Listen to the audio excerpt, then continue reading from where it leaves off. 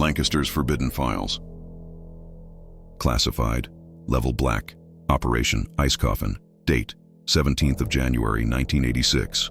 AO, Redacted Archipelago, 52 degrees 50 minutes north, 173 degrees 10 minutes east. Team, Lancer 3, 8 operators. Objective, locate, contain, and extract specimen W9, non-human assailant responsible for multiple disappearances. Loss of recon team Frostbite. Threat notes, height approximately 3 meters. Infrared void, resistant to small arms. Emits superheated vapor when wounded. Result, specimen W9 captured and transferred to contracted maritime asset SS Vandergrift under Captain James Hollis. Lancer 3, 4 KIA 4 RTB. Admonition, further dissemination prohibited. End file. They tell you the cold is just numbers, wind chill, air temperature, altitude, humidity, but that's for those back at base camp with heaters.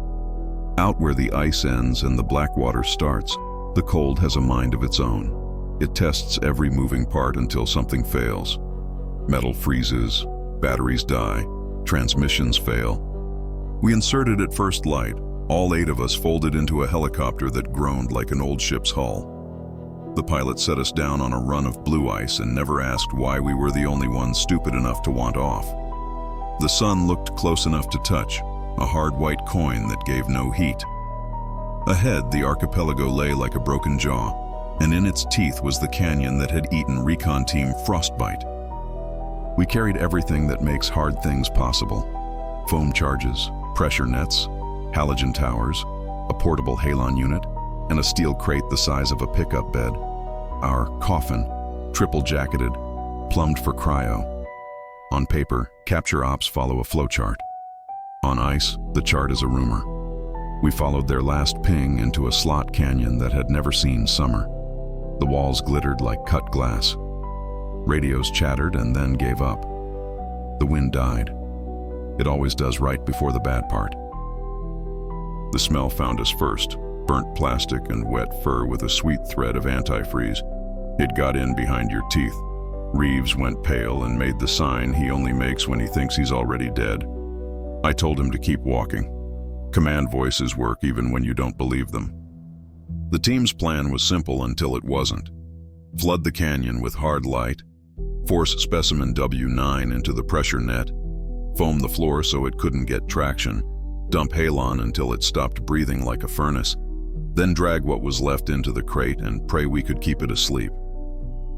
The halogens stuttered to life, throwing day into the canyon.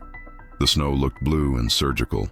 For 3 heartbeats, nothing moved, and then the ice changed its mind and stood up. W9 peeled itself from the wall the way frost peels off a window when you've breathed too close. Hair matted in plates, a skull dome that wasn't quite a skull, white eyes without pupils. When it dropped, its landing didn't make a sound. The ice around its feet screamed for it. "Hold," I said, and no one did.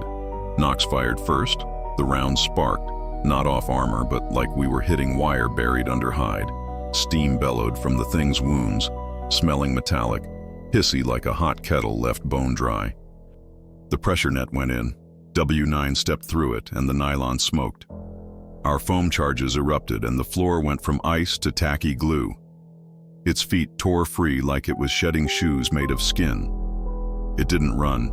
It moved with purpose, selecting, deleting. Dawes vanished between frames. There 1 moment, 2 yards of empty the next, and his rifle clanged off the ice, still warm. We pushed it down the flowchart 1 furious box at a time. Claymores? Bad idea in a glass room.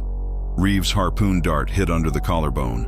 The thing tore it out and inspected it like a splinter, then jammed the needle through the net into Reeves' throat and pushed the plunger. I don't know what word he tried to say to me as he went soft, but I carry the shape of it. No plan survives contact, but this one refused to die. I called for the halon. The nozzle howled. Frost bloomed across its hair, across its black gums. Its breath stopped making clouds. It slowed and found the floor, as if the ice wanted it back. We surged. 4 men left moving. I went hands-on with a loop of cable and felt something under its pelt that hummed and bit. Sparks crawled up my gloves and popped in my elbows. It took a knee. The canyon made a sound like a cathedral cracking. We fell on it with straps and hate and training, and by some hate miracle, the lid on the steel coffin ratcheted shut while our breath fogged the latches. Silence again. Then the noises you hear in your head when your pulse is louder than engines. A tick. Tick. Like cooling metal wrapped in fur. We'd arranged the handoff in advance through channels that don't exist. The Navy wouldn't touch it. The Air Force asked too many questions. We needed a ship that could take black cargo in black weather without leaving a wake on paper. That name kept boomeranging back.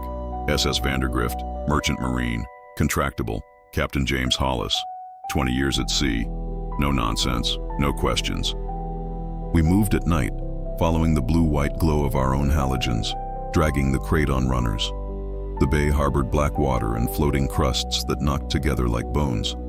The Vandergrift held herself just off the ice, rumbling low, decks bare except for a crane and a few men in parkas.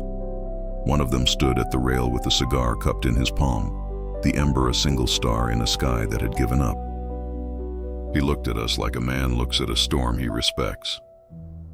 "Colonel Lancaster," he said as I came up the gangway. The voice had some gravel and some harbor bell in it. "The name's Captain Hollis. You brought something ugly." "We brought something that pretends to be ice," I said. "It bleeds steam and hums when it sleeps. Don't let it wake up." "Wouldn't dream of it," he said. They swung the crate aboard with the crane. The metal sang. I watched the gauge needles quiver in the blue, thought about the names already turning cold behind my ribs. Hollis walked me along the deck to an open bay where he'd had his men bolt down 4x4s in a grid, the crate centered and chained. "You wanted a quiet corner," he said. "Quiet as it gets. Below there's a pump room without foot traffic, but if it's heat sensitive, she'll like the cold up here better." "She'll like getting off this planet better," I said. "Did you give your cargo pronouns, Colonel?" "I give everything the respect it earns. This earned she." He made a noise like a laugh and not. "You look like you lost 4 men." "I did." "Then let me say what I meant to say. Sorry for your loss. I'll get her where you need her." Before I could answer, the box spoke. Not words. Pressure. A shift in the ice under our boots. A note like a tuning fork struck in your sternum.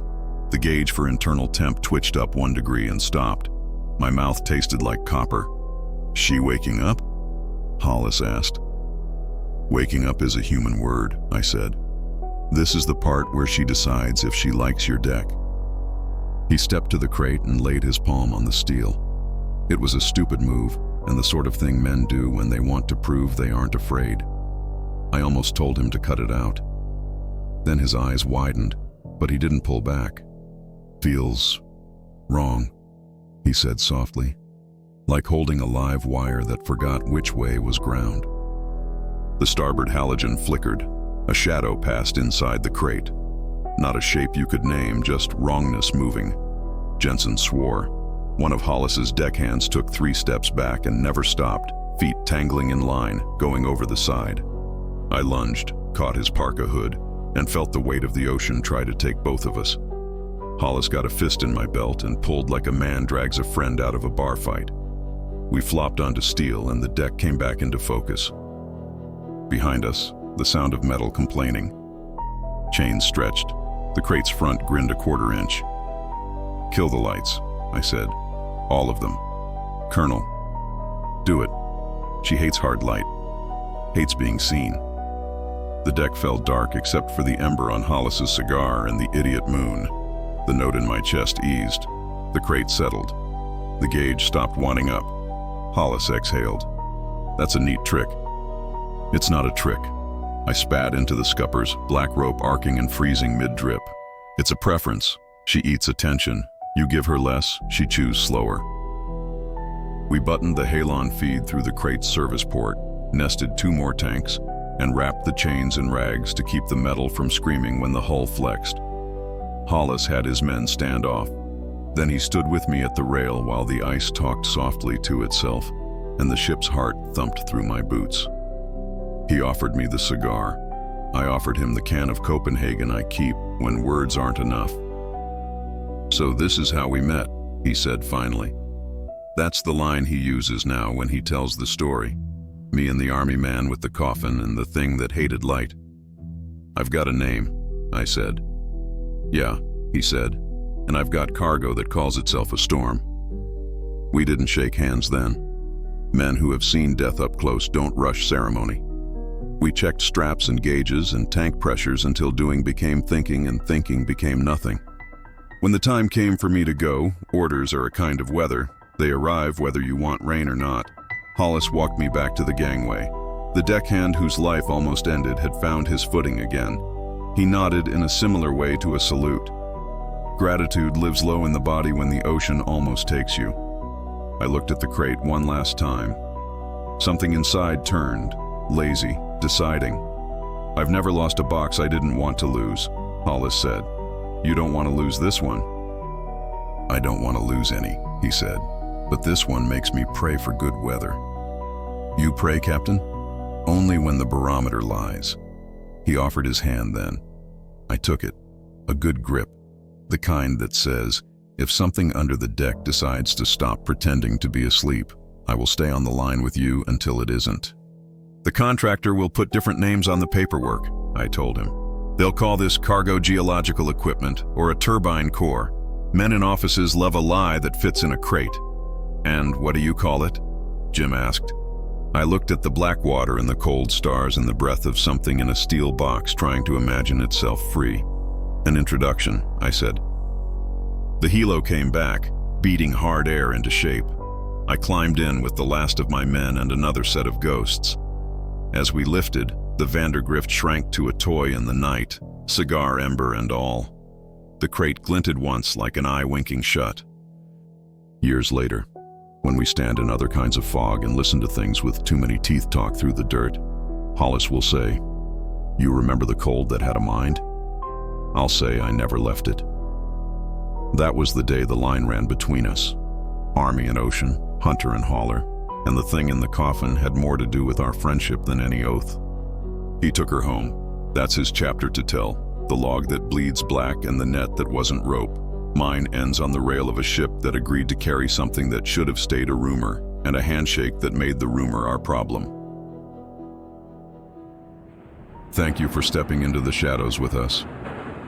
If you enjoyed this tale, subscribe to Sinister Phantom Tales and make sure to like and share this story with your bravest friends.